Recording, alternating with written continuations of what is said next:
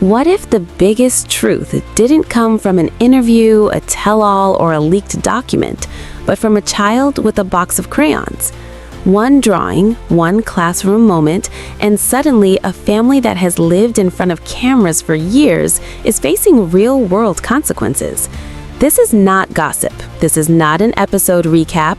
This is an unfolding situation where silence matters, timing matters, and every move has weight. Stay with me, because the details you are about to hear change everything, and the final pieces of this story may decide what happens next. Children reveal their world in ways adults often overlook, and when a story begins with crayons and paper, it can quietly turn into something that feels much bigger than anyone expected.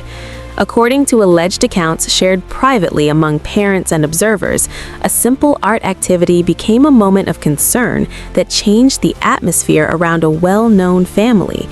This narrative does not begin with scandal or certainty, but with unease, and the way unease spreads when people feel something is not right. A classroom described as calm became still, and an educator trained to notice emotional signals reportedly paused and asked questions that led to a chain of required actions. What matters here is not drama, but process, because educators are obligated to act when something raises concern, and that obligation does not change based on fame or familiarity. The response that followed was described as careful, immediate, and procedural, rather than emotional, and this distinction matters because it reframes the story away from punishment and toward protection. From that point forward, everything moved quietly behind closed doors, while speculation grew outside. The public has watched this family for years through edited scenes and curated conversations, forming opinions based on what was shown and what was missing. Observers have often discussed the household rhythm, the isolation, the reliance on routines that seemed different from other families, and the sense that stress lingered beneath the surface. None of those discussions were proof of anything, but they created a backdrop that made new reports feel heavier. The alleged concern from the school intersected with long-standing viewer questions, creating a sense that two worlds, the televised and the private, were colliding. What followed, according to people claiming proximity to the situation, was not public confrontation, but internal urgency. Family members who rarely appear together were reportedly seen arriving without cameras, without announcements, and without interest in public explanation. This detail alone shifted perception, because these individuals are known for maintaining distance from conflict and visibility. Their presence suggested seriousness rather than spectacle, and concern rather than image management. In moments like this, families often close ranks, not because they are hiding something, but because uncertainty triggers protection instincts. Silence becomes strategy, and privacy becomes priority, especially when legal and emotional stakes feel high. Online conversations quickly filled the gaps with theories, some sympathetic, some critical, but all unverified. It is important to state clearly that allegations and rumors do not equal findings, and that responsible discussion must stay grounded in what is known, rather than what is imagined. The system involved operates on evidence, interviews, and timelines, not online narratives, and it moves at a pace that can feel slow to observers, but is designed to be thorough. As days pass, attention often intensifies, yet the real work continues quietly, focused on understanding context, routines, and support structures. This is not a story driven by episodes or cliffhangers, but by real decisions that affect real lives, especially young ones, who deserve stability above all else. The presence of extended family indicates that whatever is being reviewed is being taken seriously internally, and that care is being prioritized over appearances. While speculation can feel compelling, it risks overshadowing the core truth that processes exist to protect, not to accuse, and outcomes are determined by facts, not noise. Until verified information is released, every detail remains part of an evolving situation that deserves patience, restraint, and empathy rather than rush to judgment. As attention continued to build, the situation moved from quiet concern into a phase defined by waiting, interpretation, and internal decision-making. And this is where stories like this often become distorted by urgency. People watching from the outside want answers, timelines, confirmation, and resolution, but systems designed to protect families do not work on audience expectations. They work on verification, context, and balance.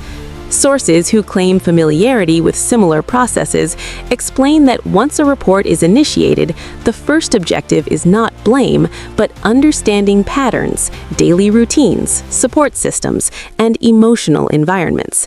This means interviews, observations, and assessments that are often invisible to the public.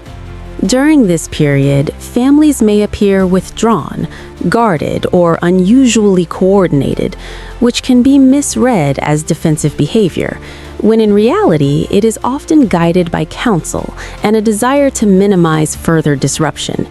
The arrival of extended relatives reportedly continued during this window, adding to the perception that something serious was unfolding. Yet those close to family dynamics know that moments of uncertainty tend to pull people together, especially those who feel protective of younger members. This does not automatically signal crisis, it signals care. The online narrative, however, tends to escalate every movement into meaning, creating a feedback loop where speculation fuels more speculation. Commentators began revisiting years of footage, analyzing tone, posture, pauses, and routines, attempting to retroactively assemble a story that fits the present moment. While retrospective analysis can offer insight, it can also create false certainty because edited television does not capture full reality. What is critical here is remembering that concern raised by a professional does not equate to conclusion. It initiates review, not judgment.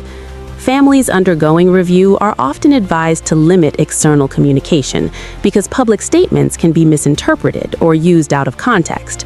Silence becomes a form of protection, not secrecy. Meanwhile, discussions about schooling, routines, living arrangements, and daily structure emerged as people attempted to predict next steps. Yet changes in routine during stressful periods are common and not inherently suspicious. Many families choose temporary adjustments to create calm, consistency, and privacy, especially when children are feeling unsettled. These decisions can be misframed online as evasive when they are often stabilizing measures. The involvement of professionals shifts focus away from narrative and toward well-being, looking at how children express themselves, cope with stress, and feel supported. This process takes time and rarely aligns with online countdowns. The most responsible stance for observers is to recognize the limits of what can be known and resist the urge to fill gaps with assumption. Real life does not unfold in episodes, and there is no background music signaling turning points. There are conversations, forms, schedules, and follow-up. Ups all aimed at clarity. The presence of multiple adults invested in the same outcome, safety, stability, and care, suggests that whatever questions have been raised, they are being addressed with seriousness rather than spectacle. Until verified information is shared publicly, if it ever is, every account remains partial and evolving. The priority remains ensuring that young voices are heard, supported, and protected, while adults navigate a system that exists to help rather than harm. In situations like this, patience is not passive, it is ethical, because rushing to conclusions can cause damage that outlasts any investigation. The story, therefore, is not about what outsiders think might be happening, but about allowing appropriate processes to run their course, while remembering that compassion, caution, and restraint are essential when discussing matters involving children, families, and private lives. As this story continues to unfold, remember this is not about winning sides or feeding rumors. It is about protecting children and letting real-world systems do their work.